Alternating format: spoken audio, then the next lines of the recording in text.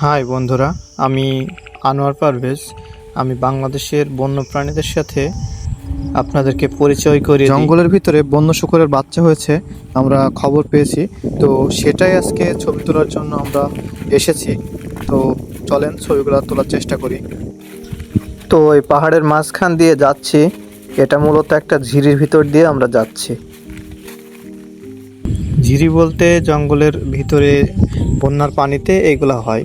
তো বন্যার পানি কিছু জায়গায় জমে থাকে। তো আমরা এখন ওই জায়গাতেই আছি, লুকিয়ে আছি, কারণ আমরা কোনো বন্যপ্রাণী খুঁজে পাই কিনা তার জন্য অপেক্ষা করছি।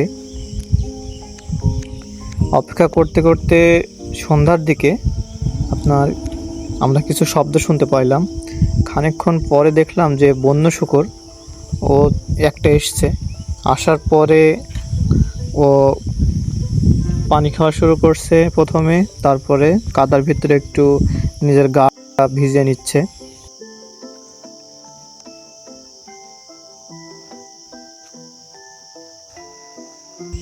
তারপরে একটু অপেক্ষা করার পরে একটা বন্য শূকর আসলো, সাথে বাচ্চা আসলো এবং হয়তোবা তার সঙ্গীটাও চলে এসেছে।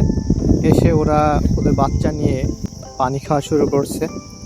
অনেক পিপাসা লাগছে হয়তোবা, কারণ সারাদিন ওরা পানি টানি কিছুই খায়নি। সারাদিন জঙ্গলের ভিতরে ওরা ওদের খাবার খেয়ে বেড়াইছে।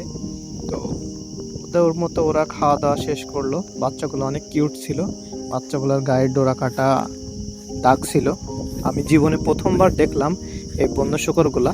তো সেই জন্য ভিডিও করে নিলাম এবং আপনাদের সাথে শেয়ার করলাম। এবং মাঝে মধ্যে কিছু বানর এসে, বানরের বাচ্চা মূলত, ওরা এসে আপনার ডাল ধরে পানি খেয়ে যাচ্ছিল।